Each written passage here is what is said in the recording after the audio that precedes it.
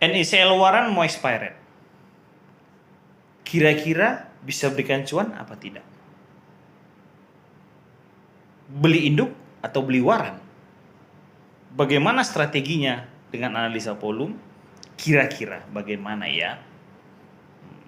Simak penjelasan videonya secara analisa volume di video berikut ini.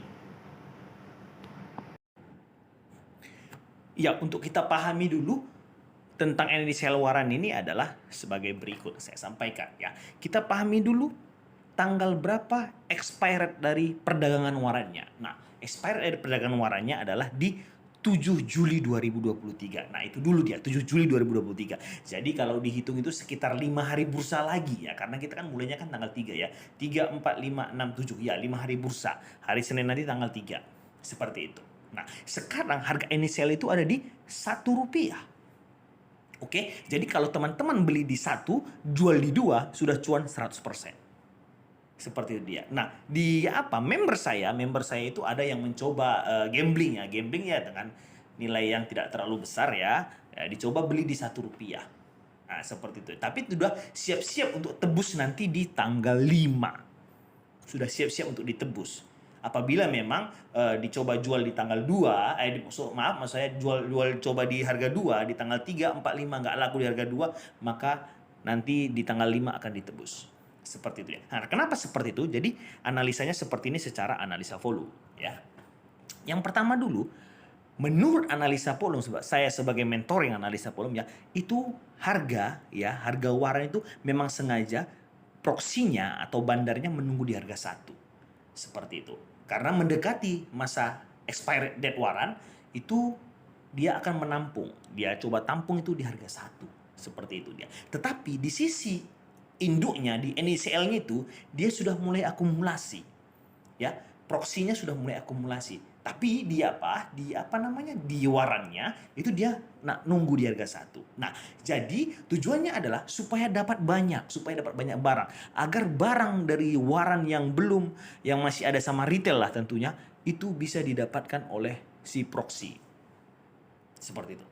Didapatkan sama si proksi atau si bandar, dikumpulin supaya apa? Supaya kelak apabila dia tebus, dia dengan mudah mengelola NICL gitu. Karena kan kalau ditebus kan jadi induk kan. Jadi dia punya banyak barang di NICL. Jadi dia mudah mengelolanya. Mengelola artinya adalah mau dia dinaikkan nanti harga di atas 300, 350 atau 400, dia punya banyak barang, dia enjoy. Cuan depan mata. Itu strateginya saya rasa gitu. Menurut saya ya saya rasa. Tapi ini tetap disclaimer ya, ini bisa saja salah ya, bukan pasti benar ya, bisa saja salah. Seperti itu. Nah, gitu ya. Jadi nanti polanya ini adalah di tanggal 3, 4, 5 itu ada peluang, maksudnya adalah ada peluang NICL waran ini bisa naik ke harga 2 dan ketiga sampai di tanggal 7. Karena kenapa? Karena proksi akan mencoba juga mengambil sisa barang yang belum terjual di harga 1. Seperti itu. Jadi masih ada harga 2, tinggal sedikit lagi ya disikatnya, diambilnya itu. Dia coba nanti makan itu di harga 2. Seperti itu. Yang jualan di harga 2 dia ambil. Karena kalau ditebusnya nanti dia kan jadi NICL 302, 302. Harga ininya, harga induknya ya. Harga induknya nanti di 302 kalau sudah ditebusnya. Seperti dia akan mencoba ambil supaya apa? Supaya barangnya lebih banyak. Jadi untuk saat ini memang sengaja itu diturunkannya dulu ke 1, menunggu momentum untuk menebus nanti agar tidak terlalu banyak dibeli di harga 2 seperti itu. Jadi di harga 1 ditunggu. Seperti itu dia menurut saya begitu.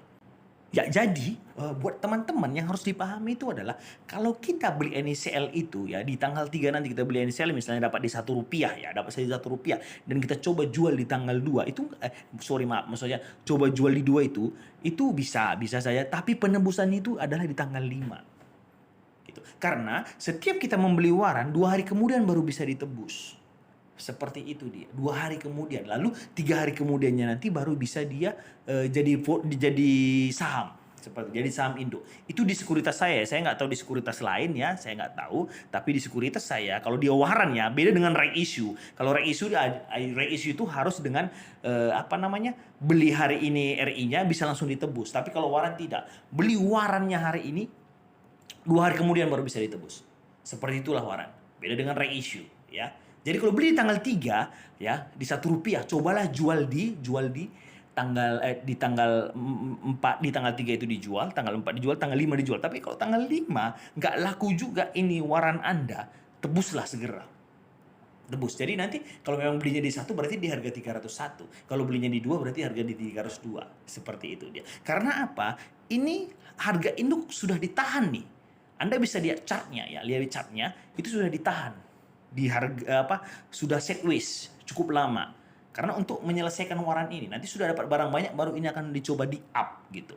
Atau bisa juga nanti strateginya adalah untuk beberapa minggu atau beberapa 1 bulan ke depan itu akan tetap di sideways kan walaupun warannya sudah selesai. Supaya apa? Itu membuat pola jenuh. Supaya retail merasa, aduh ini kok harga sahamnya kok nggak naik-naik lagi ya, kok nggak naik ya gitu. Nah, sehingga retail jenuh dan akhirnya cut loss dan dia juga mendapatkan barang. Seperti itu. Nah itu dia. Jadi teman-teman, ini disclaimer ya.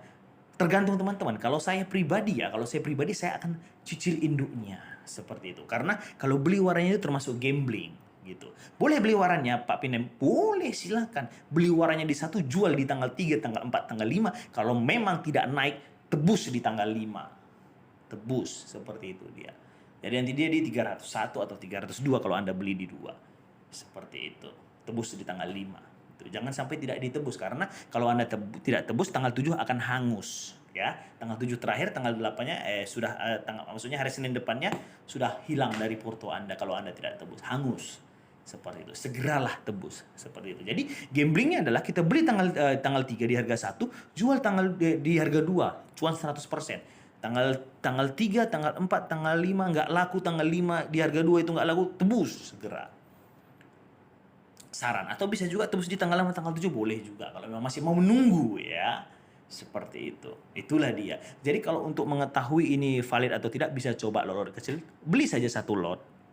Jual di tanggal 2, tanggal 3 jual, tanggal 4, tanggal 5, lalu tebus gitu dia. Belajar bagaimana cara penebusan waran. Nah itu perlu. Beli saja 1 lot dan tebus.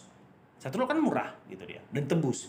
Nah, belajar untuk memahami bagaimana cara teknik penembusan waran gitu. Jadi esok lusa Anda sudah tahu, oh rupanya cara penembusan begini, dia berapa hari baru masuk di porto, Anda paham gitu dia. Nah itulah pentingnya belajar. Nah itulah sedikit analisa saya untuk NSCL waran, bagaimana proyeksinya ya, strategi dari bandarnya ya.